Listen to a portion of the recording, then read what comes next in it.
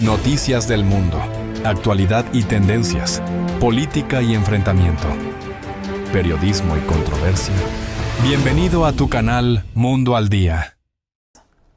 Y si todo lo que describes representa el 20% de la fuerza naval activa de Estados Unidos, según los expertos. No estamos hablando de poca cosa. No estamos hablando de poca cosa, pero antes de entrar en esas profundidades, quiero comenzar que nos cuentes sobre esta suspensión de los acuerdos energéticos con Trinidad y Tobago. La decisión rompe con años de cooperación petrolera. La primera ministra trinitense dijo que su país no necesita el gas de Venezuela y que apostará por un propio desarrollo energético. La pregunta es inevitable. ¿Puede el régimen darse el lujo de perder este acuerdo solo para sostener su narrativa de resistencia frente a Estados Unidos? Y por otra parte, me pregunto dónde queda ahora la campaña para el levantamiento de las sanciones al petróleo y el gas venezolano. ¿No es esto como una incongruencia? Bueno, eso es un tiro en el pie que se está dando el régimen de Nicolás Maduro porque son pocas las licencias petroleras y gasíferas otorgadas al régimen de Nicolás Maduro. Por un lado está la empresa norteamericana Chevron, que ahora le paga con petróleo y eso hace que no tengan dinero en efectivo. Y adicionalmente el propio secretario Rubio se había reunido con las autoridades de Trinidad y Tobago y se había dado entonces esta licencia especial que algunos habían criticado, pero finalmente se había dado el avance, incluso para la creación de unas plantas un poco más sofisticadas para la extracción de gas. Sin embargo, ellos, tal cual como tú dices, simplemente por mantener esa retórica y tratar entonces también de amenazar a las otras islas que han venido apoyando al régimen de Nicolás Maduro, toman esta acción.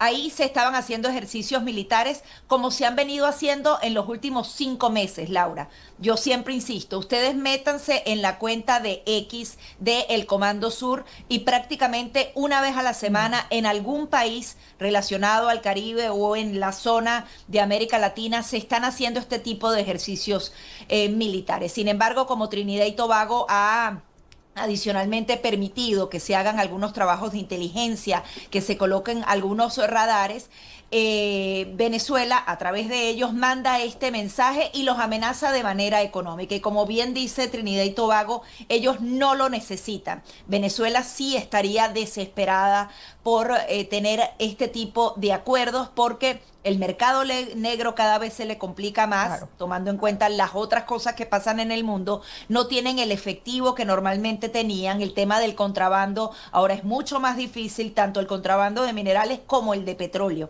¿Te acuerdas que yo siempre decía que parte de toda esta estrategia es ahogarlos financieramente? Sí. Ahora que ya casi contamos 2 meses, yo estoy segura que los recursos se les están secando de una manera significativa. No pueden salir para movilizar todo ese dinero. Me imagino que de sus propias arcas personales, que son millonarísimas, están entonces aportando ellos a un pote para poder mantenerse. Pero ¿hasta cuándo puede mantenerse esa situación? Yo veo esto de Trinidad y Tobago como un mensaje a las otras islas y a los otros países. Sin embargo, el apoyo ya lo hemos visto, no existe, es solo un Gustavo Petro peleándose con el espejo y adicionalmente Nicolás Maduro diciendo, bueno, y el narcotráfico que viene de Colombia lo vamos a parar. O sea, Dios mío. él sigue entonces echándole la culpa a Gustavo Petro, a pesar de que Gustavo Petro prácticamente se está inmolando por él. No, y como bien dices, también es romper este acuerdo, es también romper la última vía de ingreso legal que le quedaba Claro. al régimen y esto sin duda podría acelerar su aislamiento financiero, ¿no? ¿Podría Trinidad y Tobago convertirse en un nuevo punto estratégico de Estados Unidos para contener el narcotráfico y las redes militares que operan desde Venezuela? Sí, pero adicionalmente hay otras vías. Puede ser Ok. Trinidad y Tobago, ya es Puerto Rico, que es territorio estadounidense, y lo es este portaaviones, que es una ciudad entera. O sea, puede mantenerse 2 años sin ningún tipo de combustible, tiene energía nuclear, son 3 estadios de fútbol completos, o sea, las capacidades de este portaavión y no necesariamente te tienes que amarrar a una isla particular. Estados Unidos tiene estos acuerdos regionales y no necesariamente necesita de Trinidad y Tobago. Ellos sí han estado abiertos a ayudar porque ellos todos tienen un gran problema. Aquí hay un alivio generalizado de los países que sufren la violencia del narcotráfico, que están también inundados con esas drogas, no solamente para los que consumen en esos países, sino como países de tránsito. Si realmente esto se trata de una estrategia regional para disminuir el tráfico de drogas, todas esas naciones van a estar agradecidas. Trinidad y Tobago, Ecuador, Bolivia y tantas otras que viven con ese yugo de la violencia de los carteles. Pero adicionalmente, en Venezuela también estamos viendo algunos enfrentamientos. Al parecer murieron 4 militares. El régimen de Nicolás Maduro trató de esconderlo. Comienza entonces ahora la lucha de carteles que se ven en otros países y no se ven en Venezuela porque ellos son un único cartel y entonces no hay competencia. Todo esto se le está agravando y va a traer entonces más explosiones de violencia. Y los países están agradecidos. Si Trinidad y Tobago tiene que ser un centro de operaciones, estoy segura que va a poner a su disposición su territorio para que Estados Unidos avance en esta nueva estrategia. También hemos visto y se han reportado movimientos militares que no son casuales, pero sobre todo se han reportado el sobrevuelo de bombarderos sobre la Orchila y la Tortuga el día de ayer. 2 islas, recordemos, asociadas a la estructura militar de Miraflores, ¿no? No parece esto como un simulacro. Esto podría ser una forma de avisarle a Padrino López que el mapa militar de Venezuela ya está siendo trazado desde afuera, porque es decir, entran y salen de, no sé si justamente desde el espacio permitido, pero no hay ningún tipo Han de hablado respuesta. de al menos 2 violaciones al espacio aéreo venezolano. Prenden los radares, es decir, no es una cuestión casual, no es un error de cálculo de los aviones de Estados Unidos. Incluso ubicaban una de esas violaciones a 70 kilómetros del aeropuerto más importante de Venezuela, el Aeropuerto Internacional de Maiquetía, sobrevuelos por estas 2 islas. También hablaban de Chichiriviche, de la isla de Margarita. Es decir, ellos están allí trazando el mapa, incluso veíamos algunas de las rutas que iban dibujando. Están midiendo adicionalmente capacidades, viendo si estos van a reaccionar de alguna manera. Y en el momento menos pensado, una acción se va a ejecutar porque ya es una decisión tomada. Ya están hablando ahora de que el Congreso se involucre en todo esto. Eso también es sumamente importante. No sé si quieres hablar de ese tema particular, porque eso pasa de lo que sería la decisión de la administración, el Ejecutivo, hacer una decisión de Estado, una política de seguridad nacional, porque no tiene desafíos legales cada una de estas acciones, a pesar de que los medios y algunos digan, no, que si tiene la autoridad, no la tiene. Si no la tuviera, Laura, ya eso estuviera en las Cortes y estuviera siendo revisado por uno de los estamentos del poder. No ocurre porque se hizo de la manera correcta, se legalizó, de narcotraficantes pasaron a terroristas, se está haciendo en aguas internacionales y ahora entonces se habla de esa posibilidad del Congreso. No sé si quieres profundizar en eso. Y además de eso, el presidente antes de partir a su gira por Asia informaba que él iba a dar justamente esa información al Congreso y ahora se está esperando que llegue de esta gira para hacer este anuncio. Pero me llama la atención, Gaby, que acaba de salir una información y es que el presidente Trump desde la base de Yokosuka afirmó que Estados Unidos se defenderá sin ser políticamente correctos y hará todo lo que haga falta para ganar y proteger al país. Incluso habla de que si tienen que entrar en guerra lo van a hacer y la van a ganar. ¿A qué se refiere específicamente el presidente Trump? Bueno, es una declaración muy abierta que da para muchísimas interpretaciones. Cuando hablas de defender el territorio, nos suena más cerca de casa, cerca del continente americano, si lo queremos interpretar de esa manera. Ya hemos visto las amenazas de Nicolás Maduro, las amenazas de Gustavo Petro, que se refería a algunas de las declaraciones y decía que el pueblo colombiano, y obviamente no es el pueblo colombiano, sino él y su estructura mental guerrillera de que supuestamente los colombianos se iban a las montañas armados a hacer resistencia. Nada más parecido que la naturaleza pacifista de los colombianos. Si hablamos de defensa del territorio, nos podría sonar al tema de Venezuela y Colombia, que ahora tienen entonces esta amenaza inminente militar. Sin embargo, también Estados Unidos está en otras guerras que él ha dado claramente, dice, no me afectan directamente a mí, está el tema del Medio Oriente, no se ha desarmado el grupo terrorista jamás, y adicionalmente tenemos a un Vladimir Putin que acaba de otra vez probar un nuevo misil que vuela 14.000 kilómetros, que pasó 15 horas sobrevolando y él tratando entonces de dar sus capacidades y el presidente Donald Trump diciéndole, pero tenemos un submarino por ahí cerca de ti que es el más moderno del mundo. Aquí también él nuevamente reafirma su política de America First, de la paz a través de la fuerza y lo que hicieron cuando inauguraron ese departamento de guerra, que si van a la guerra van a ganarla, que no se trata de que este departamento sea para complacer voluntades.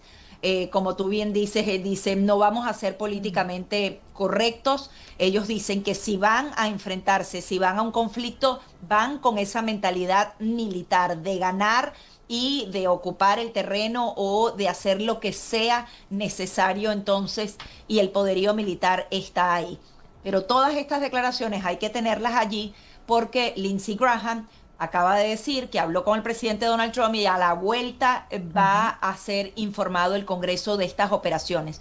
Y no podría ser una declaratoria de guerra porque eso ciñe entonces a un territorio específico. Y adicionalmente, si no hay reconocimiento de la autoridad de ese país, no sé hasta dónde puedes hacer la declaratoria de guerra contra quién.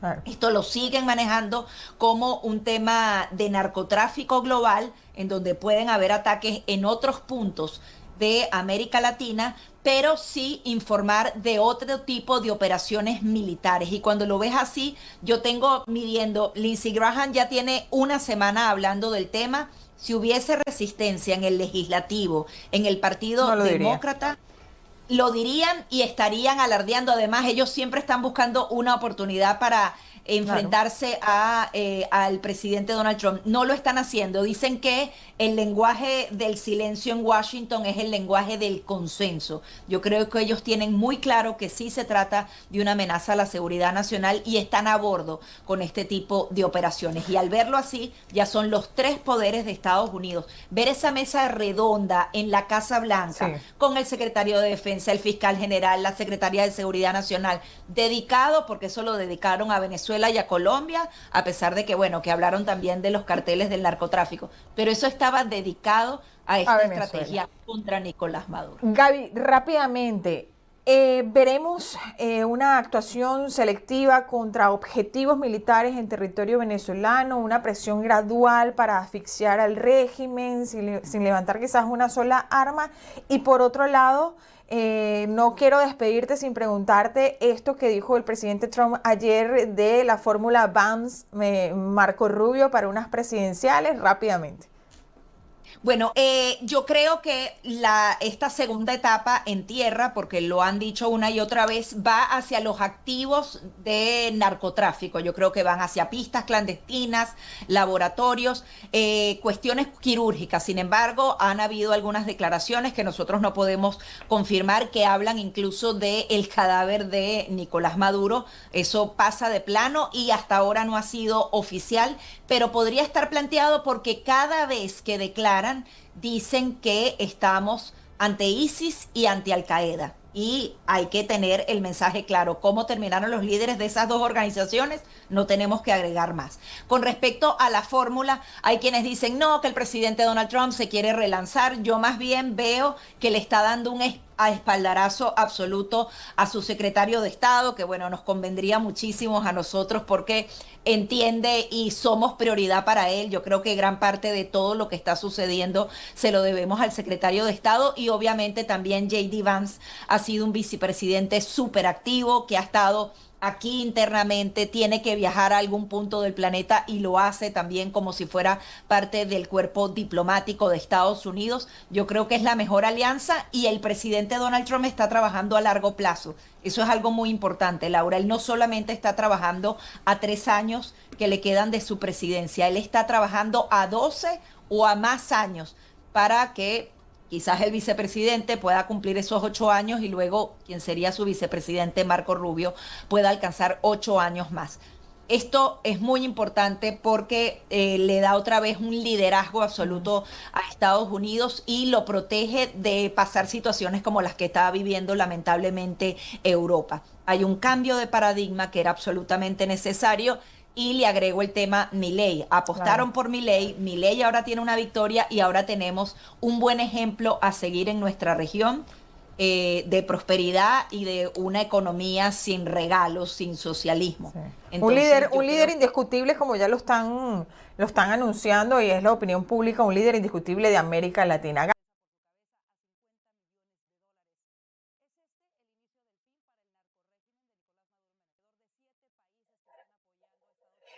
Mucha atención. En las últimas horas, Estados Unidos llevó a cabo una serie de ataques contra presuntas embarcaciones narcotraficantes en el Océano Pacífico. En la más reciente operación militar contra grupos narcoterroristas fueron destruidas 4 lanchas. Según el jefe del Pentágono, Pete Hegseth, 14 supuestos narcotraficantes murieron y 1 sobrevivió. Hegseth dijo que las autoridades mexicanas se hicieron cargo de la operación de búsqueda y rescate del único superviviente de los 3 ataques que tuvieron lugar el lunes. Desde comienzos de septiembre, la administración de Donald Trump ha adelantado la destrucción de embarcaciones con drogas en el Mar Caribe y el Océano Pacífico en su lucha contra grupos narcoterroristas. Ayer, siguiendo instrucciones del presidente Trump, el Departamento de Guerra llevó a cabo 3 ataques letales contra 4 embarcaciones operadas por organizaciones terroristas designadas que traficaban con narcóticos en el Pacífico Oriental. El departamento ha pasado más de 2 décadas defendiendo otras patrias. Ahora defendemos la nuestra. Estos narcoterroristas han matado a más estadounidenses que Al-Qaeda y serán tratados de la misma manera. Los rastrearemos, los conectaremos en red y luego los cazaremos y los mataremos. Vamos a revisar uno a uno cómo fueron estos nuevos 3 ataques a embarcaciones con drogas en el Océano Pacífico, en los que fueron, como le decíamos, destruidas 4 embarcaciones. Roberto Macedonio tiene toda la información. Roberto, adelante, buenas tardes. Buenas tardes, Yalena. Son, como dices, 4 las embarcaciones que han sido neutralizadas por las Fuerzas Armadas de Estados Unidos en 3 ataques. Las embarcaciones estaban atravesando rutas de narcotráfico y cargadas con drogas, según la inteligencia de Estados Unidos. Veamos uno por uno cada uno de estos operativos. El primero, lo van a ver en pantalla a continuación, es la intervención, en este caso, de la Armada estadounidense sobre 2 lanchas. Pueden ver 2 embarcaciones con distinto tamaño, una más grande que la otra. En esta han fallecido 8 narcoterroristas en total. Sabemos que esas lanchas tenían además motores de alta velocidad y que estaban ejecutando los narcoterroristas un traspaso de drogas de una a la otra. Bien, pues veamos la segunda intervención, la que sería ya la que afecta a la tercera embarcación neutralizada. En esta segunda intervención son 4 los narcoterroristas que habrían muerto. Se ha producido sobre una lancha en movimiento. Se trata de una embarcación rápida que estaba además navegando contra oleaje. Les vamos a ofrecer a continuación las imágenes también de la tercera neutralización por parte de las Fuerzas Armadas de los Estados Unidos sobre la cuarta narcolancha intervenida. En ella había 3 narcoterroristas que han sido neutralizados. Se trata además de un ataque en el que vemos cómo sobre la propia superficie de la lancha hay objetos que podrían ser o bien alijos de droga o incluso tanques de gasolina, porque estas narcolanchas cuentan con motores de gran capacidad que necesitan de suministro constante. Bien, esas son las imágenes que ha difundido el Departamento de Guerra, en la que repasemos son 3 intervenciones sobre 4 narcolanchas, puesto que en una de ellas intervinieron al mismo tiempo a 2 lanchas que estaban navegando por esas. El primer ataque sobre esas 2 lanchas son 8 los hombres muertos. En el segundo ataque, 4 narcoterroristas habrían sido, en este caso, neutralizados. Y en el tercer ataque, 3 los hombres que han sido neutralizados por Estados Unidos. Total de lanchas destruidas 4, total de personas abatidas 14. En esta intervención militar, una de las más completas que se recuerdan en el marco de este operativo antidrogas de Estados Unidos. Sabemos además que todo se ha ejecutado en aguas internacionales, y es que recientemente ha sido el propio presidente de Estados Unidos quien se ha pronunciado sobre el operativo que está llevando a cabo la Casa Blanca en el Mar Caribe, también en el Pacífico, para poner fin a las rutas de la droga. Dice Donald Trump desde Japón, en el marco de su gira por Asia, que no son pescadores y que quienes defienden a estos tripulantes son los demócratas radicales, porque, según el presidente de Estados Unidos, submarinos como los que también ha intervenido Estados Unidos no están transportando, en este caso turistas, no están en el marco de operaciones pesqueras, son submarinos y embarcaciones del narcotráfico. Escuchen al presidente de Estados Unidos. ¿Han estado viendo lo que nuestros misiles hacen a los barcos, buques y submarinos? ¿Qué hay del submarino? Dijeron que no, que solo estaban pescando. Los demócratas de izquierda radical dijeron que era un submarino, pero estaban pescando. Los submarinos no van a pescar, ¿verdad? Esto es un submarino. ¿Saben para qué fue diseñado? Para transportar drogas. Y fue alcanzado. Pero cada una de esas embarcaciones que alcanzamos matan a un promedio de 25,000 personas, ciudadanos estadounidenses, cada año. Matan a 25,000 personas cada uno de ellos, así que tenemos que detenerlo. Y lo hemos detenido. Y quiero agradecer a Pete por tener el valor de hacerlo. Y créanme, la gente está muy orgullosa de lo que están haciendo. 25,000 personas por cada barco. Durante muchos años los carteles de la droga han librado una guerra contra Estados Unidos. Ahora por fin estamos librando una guerra contra los carteles como nunca antes se había visto. Vamos a ganar esa batalla. Ya la estamos ganando. El único problema es que nadie quiere ir al mar. Los barcos pesqueros están diciendo que no quieren ir. Los estamos eliminando uno por uno. Precisamente hemos detenido casi por completo la entrada de drogas por mar. Ahora detendremos la entrada de drogas por tierra. Eso va a ser muy fácil. Expertos consultados por NTN24 aseguran que se trata de uno de los mayores golpes al narcotráfico que ha dado Estados Unidos, y dicen que a los carteles de la droga solo les quedan dos opciones: o buscar alternativas y otras rutas marítimas, o bien desaparecer.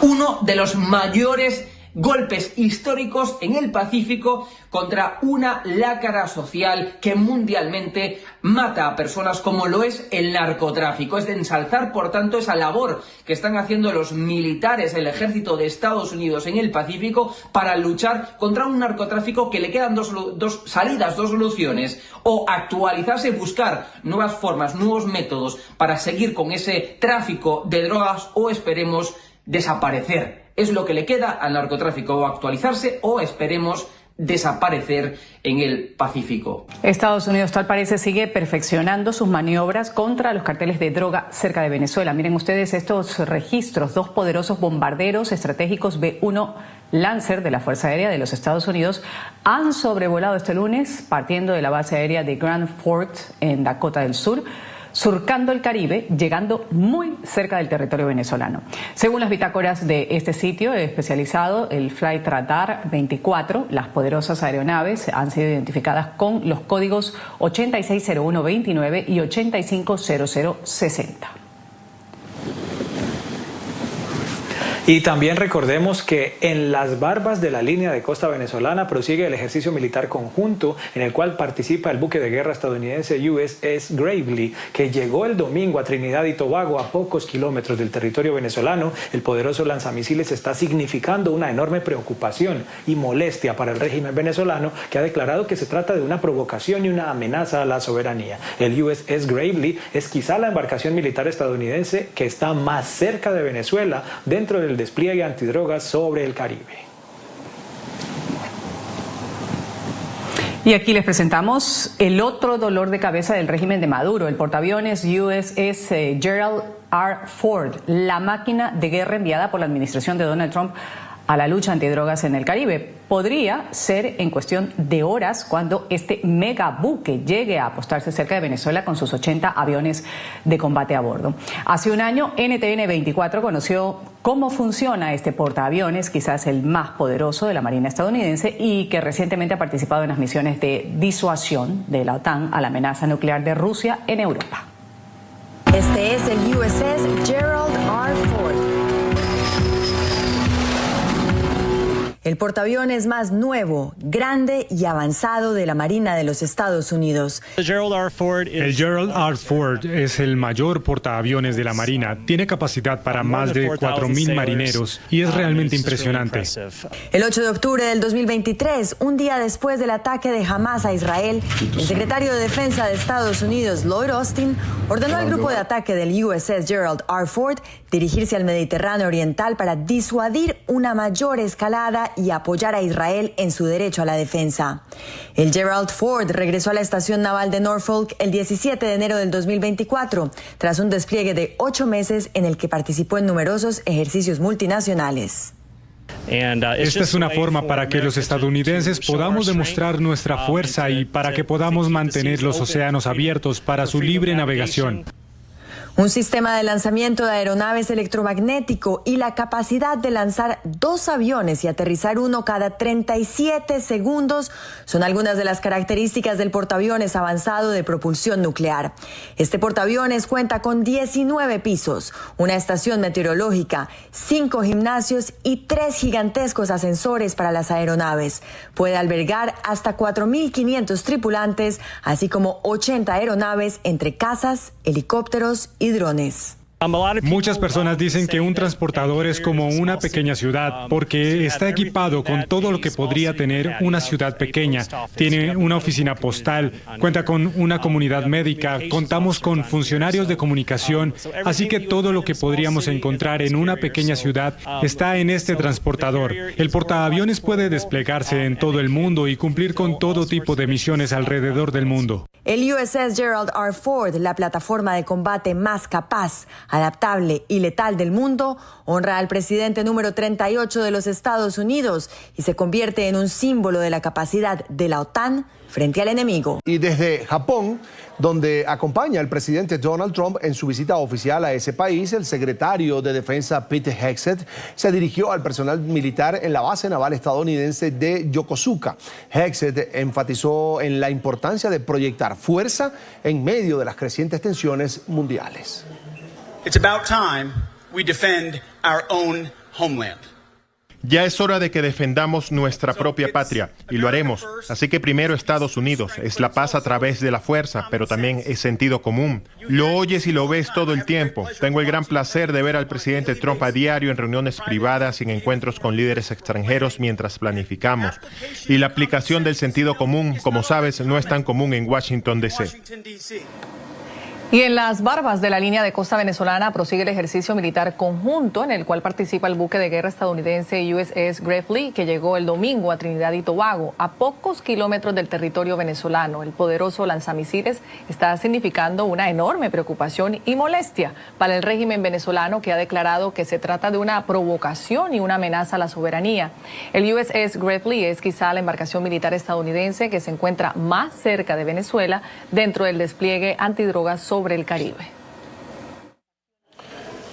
Y ante la cooperación del gobierno de Trinidad y Tobago con las maniobras militares de Estados Unidos, Nicolás Maduro mostró en un mapa con preocupación la excepcional cercanía de las maniobras con el territorio venezolano y reaccionó a su estilo, insultando a la primera ministra trinitense, a quien tildó de alcahueta. Escuchen ustedes. Lamentablemente la primera ministra de Trinidad y Tobago es una alcahueta propulsora de la guerra por sus propias debilidades personales, físicas, mentales y morales. Pues en represalia, el régimen de Nicolás Maduro suspendió el acuerdo gasífero con Trinidad y Tobago tras acusar a la primera ministra de convertir a la isla, según él, en un portaaviones de Estados Unidos. Trinidad y Tobago apoya el operativo que Washington desplegó con 7 buques de guerra en aguas internacionales frente a las costas de Venezuela en medio de una ambiciosa ofensiva contra el narcotráfico en el Caribe Sur. Esto ha desatado la furia en Caracas, como lo veíamos, que ha buscado deslegitimar la posición de la primera ministra Canla Persad Biesesar. He aprobado la medida cautelar de suspensión inmediata de todos los efectos del acuerdo energético y de todo lo convenido en esa materia. Es una medida cautelar a la cual tengo potestad como presidente y he aprobado y he firmado. Suspendido todo. Y hemos mantenido este acuerdo energético, pero ante la amenaza de la primera ministra de convertir a Trinidad y Tobago en el portaaviones del imperio estadounidense contra Venezuela, contra Sudamérica, queda una sola alternativa. Por su parte, Trinidad y Tobago permanece firme en su actitud hacia el régimen y advirtió que no es susceptible a ningún chantaje. La primera ministra trinitense dejó muy claro que el futuro del país no depende de Venezuela y que nunca ha sido así. Estas nuevas declaraciones, la Asamblea Madurista adelantó que declarará persona non grata a la premier por permitir las maniobras militares de Estados Unidos. El 24 de enero, el Departamento del Tesoro emitió una licencia que permite a la nación caribeña explorar el campo de gas que desarrolla con Venezuela luego que las operaciones fueran paralizadas meses atrás por la imposición de sanciones estadounidenses.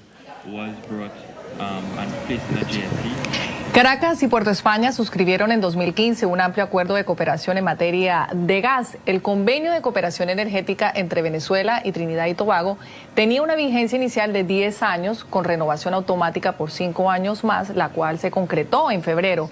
El acuerdo contemplaba el desarrollo de infraestructuras conjuntas para la explotación de gas en yacimientos compartidos, así como proyectos bilaterales en materia de hidrocarburos que permitía el transporte de gas natural desde el yacimiento venezolano de Dragón, ubicado en aguas venezolanas, hasta Trinidad y Tobago para su procesamiento y exportación.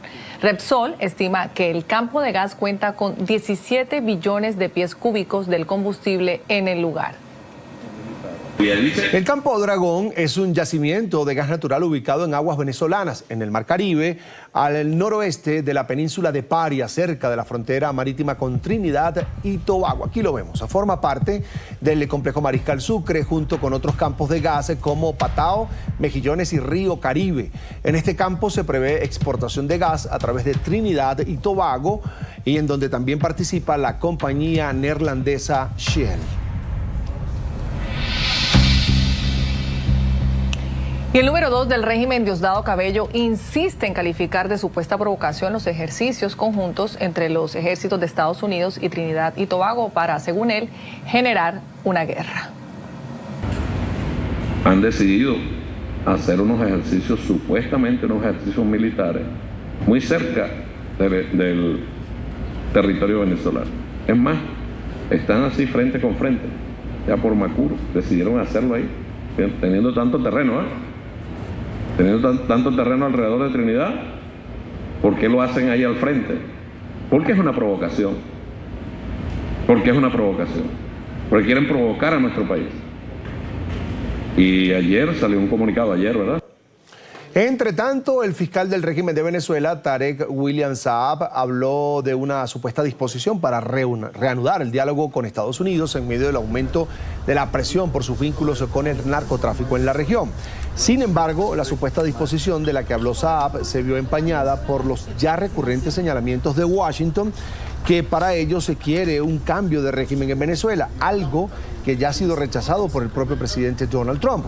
El cuestionado fiscal también acusó a Estados Unidos de, según él, intentar apoderarse de los recursos naturales del país. Atención, última hora, acabamos de conocer que según información publicada por agencias aquí en Estados Unidos, importante, presten atención, oficiales implicados en el despliegue naval que hay en aguas del Mar Caribe y el Pacífico contra los carteles de la droga estarían firmando por orden del Departamento de Guerra acuerdos de confidencialidad. Es una última hora que acabamos de conocer. Repito, el Departamento de Guerra está pidiendo a los oficiales implicados en el despliegue naval contra el narcoterrorismo que firmen acuerdos de confidencialidad. Le pido a los panelistas que interpreten esta noticia que se está produciendo en estos minutos en desarrollo, última hora. Gaby, ¿cómo la interpretas? ¿Por qué está pidiendo el Departamento de Guerra esos acuerdos de confidencialidad? ¿Es algo común en este tipo de operaciones militares? Bueno, me llama la atención porque ya los oficiales militares o, por ejemplo, los desplegados de la CIA, en sus funciones implícitamente está el tema de la confidencialidad. Nos imaginamos entonces que vienen más acciones, muy probablemente en tierra, y es por eso que se están asegurando de que el despliegue siga entonces las normas necesarias y que nada se sepa, sabiendo también que Nicolás Maduro también puede tener infiltrados en el sistema, ha pasado en el pasado. Increíble, ¿no? Que el régimen pueda tener esos infiltrados que en algún momento puedan llegar a poner en peligro el éxito de esta operación que se está llevando a cabo. Andrés, ¿hay riesgo de que se produzcan fugas de información, incluso entre los oficiales? Mira, Roberto, yo no veo tanto fuga de información entre los oficiales como parte de lo que es una operación magistral de guerra psicológica que obviamente tiene al régimen de Maduro temblando todos los días y a cada hora. Esto de los acuerdos de confidencialidad genera la misma duda que generan en la audiencia. ¿Qué significará esto? ¿Qué hay detrás? De hecho, ha sido tu pregunta para iniciar el programa. Es decir, esta misma pregunta se la están haciendo esta gente del régimen de Maduro pensando, ¿pero qué querrán decir con esto? Y probablemente sus analistas estarán ponderando una cosa u otra. En pocas palabras, que se vuelvan locos para ver si de alguna forma terminan de salir de allí. El Parlamento del régimen de Nicolás Maduro ha declarado como persona non grata a la primera ministra de Trinidad y Tobago en respuesta a los ejercicios militares que Estados Unidos desarrolla en el archipiélago. Más temprano decidieron suspender todos los acuerdos energéticos firmados con la isla caribeña. Maduro ha acusado a la primera ministra de ese país de intentar convertir la isla en un portaaviones de los Estados Unidos para agredir a Venezuela. Queda aprobado por unanimidad. Se declara como persona no grata a esta señora, no me acuerdo cómo se llama. Se declara como persona no grata. Nicolás Maduro indicó que hace varios años se firmó un acuerdo energético con Trinidad y Tobago, un pacto que, según él, hoy está siendo amenazado por las acciones de la primera ministra de la isla. Pero ante la amenaza de la primera ministra de convertir a Trinidad y Tobago en el portaaviones del imperio estadounidense contra Venezuela, contra Sudamérica, queda una sola alternativa.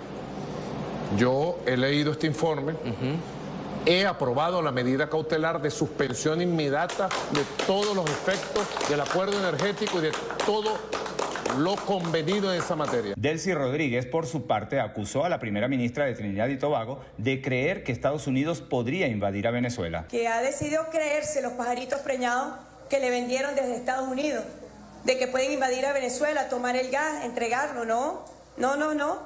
El único camino es la cooperación energética. Expertos aseguran que la suspensión de estos acuerdos energéticos perjudica más a Venezuela que a Trinidad y Tobago. Mandar a parar eso, o sea, obstaculizarlo, a quien castiga más es a Venezuela, no es a Trinidad, que es la que nos vende gas.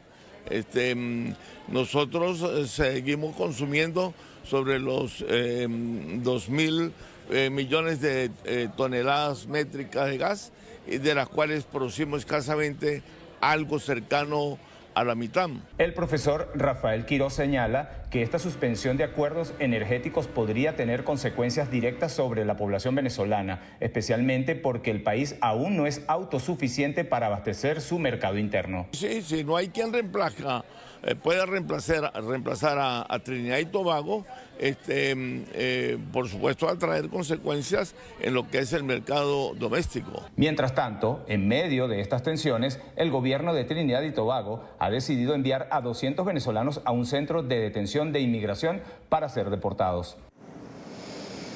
Hacemos contacto a esta hora con Evanán Romero. Fue director de PDVSA, fue viceministro de Energía y Petróleo y es consultor internacional de energía. Señor Romero, bienvenido. Gracias por acompañarnos. Muy buenas tardes, Irania. Por aquí estamos para responder algunas de tus inquietudes. Bueno, las inquietudes van por, decía Rafael Quiroz, que pierde más Venezuela en esta ruptura que anuncia Venezuela en relación a los convenios que se habían firmado con Trinidad y Tobago. Bueno, creo que Rafael está exagerando un poquito. Yo creo que el gran perdedor es Trinidad, porque Trinidad tiene una crisis gigantesca de gas natural. Está cerrando sus grandes plantas de escala mundial de amoníaco, ya cerró algunas de metanol, tiene los trenes de licuefacción de gas natural, uno se cerró, los otros están un poquito más de la mitad, de manera que esos son los ingresos que deriva la isla, ¿no? Exportar gas licuado a Europa y exportar al mundo, sobre todo a Estados Unidos, el amoníaco y el metanol, de forma que le está pegando en el corazón de la economía de Trinidad. A Venezuela obviamente que hubiese sido un buen ingreso, pero si lo comparamos, creo que Rafael no está sumando bien la cosa, ¿no? Ok, pero los dos están perdiendo, no hay duda. Y si hay una historia triste de cómo dos países tan cercanos, con historia muy próxima, no han podido ponerse de acuerdo en más de 40 años. Es de verdad muy trágico, muy duro.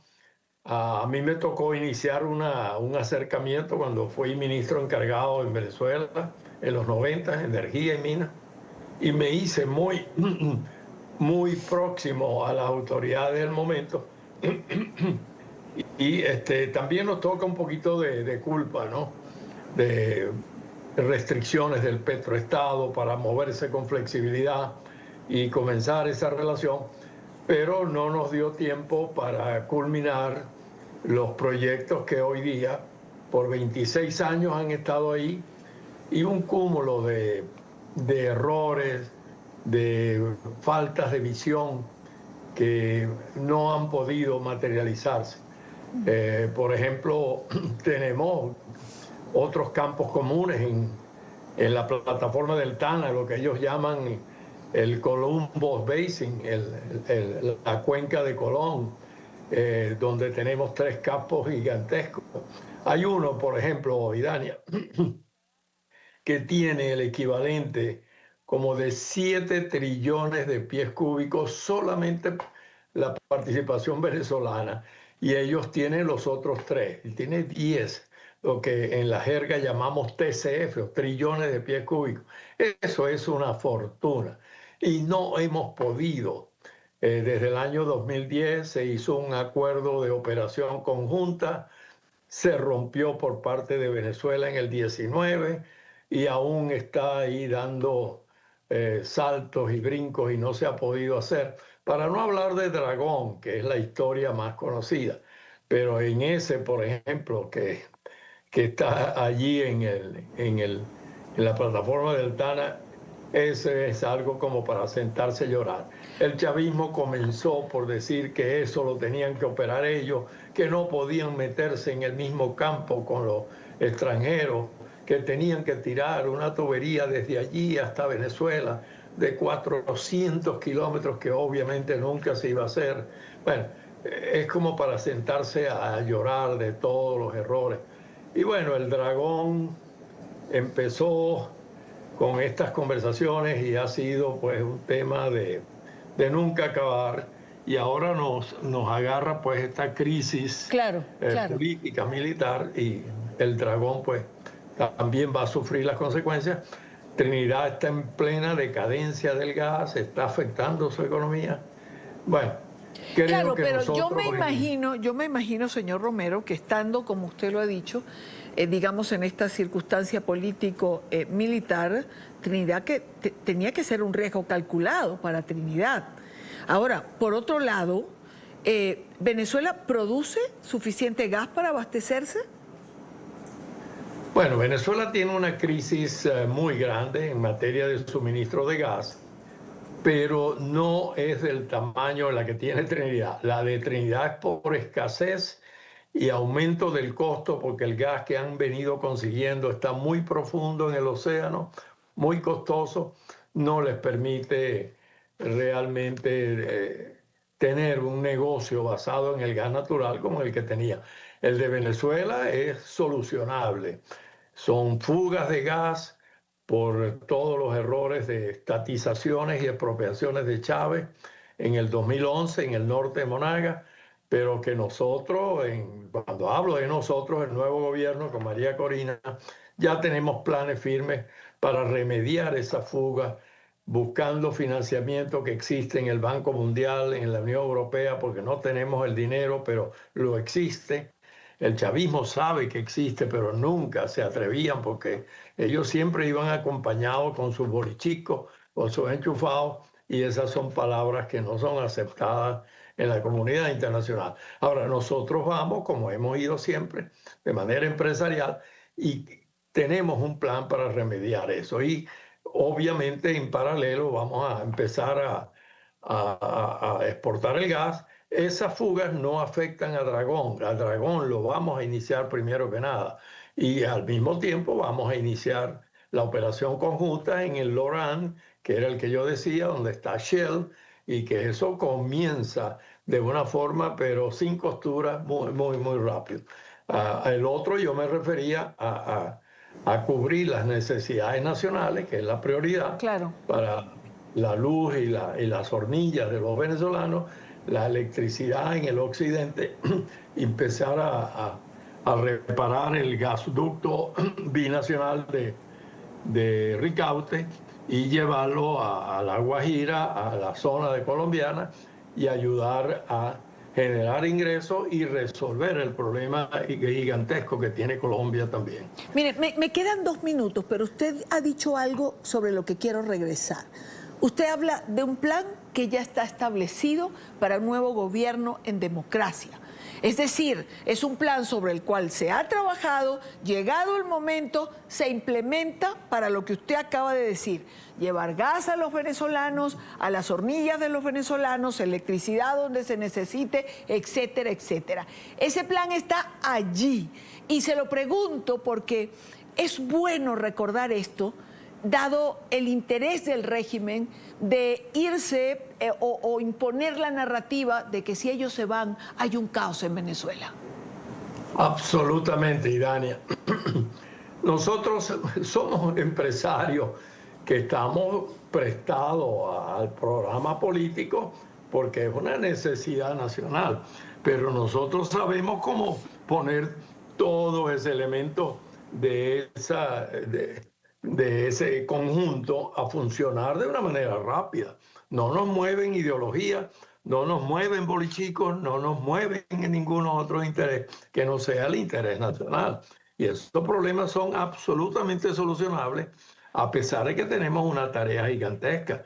Nos han dejado endeudados como para 100 años y nos han dejado sin un centavo. Pero lo que nos han podido acabar es la creatividad, la voluntad y la decisión de trabajar por el país. Y eso creo que al final va a contar más que el no tener recursos disponibles, porque los recursos están cuando tú muestras una voluntad y unas credenciales. Y en eso es que está contando María Corina para sacar adelante esos planes. Y están siendo formulados, revisados, actualizados. Bueno, ¿qué te digo? Estamos listos.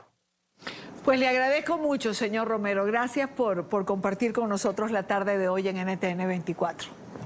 A tu orden siempre, Idania. Gracias. A usted, un gran abrazo. Continuamos en Venezuela. Permítanme un comentario de un par de minutos, porque es importante.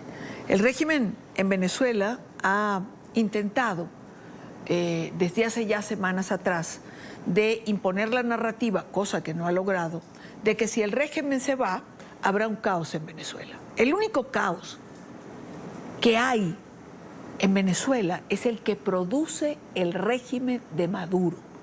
Un régimen criminal que ha secuestrado un país y a toda su población, negando la libertad y la democracia para que Venezuela retorne al progreso en el cual crecimos los venezolanos de mi generación. Por eso me parece importantísimo lo que ha dicho el señor Romero. Hay un plan que simplemente se ejecutará en el momento que un nuevo gobierno en democracia asuma las riendas de Venezuela.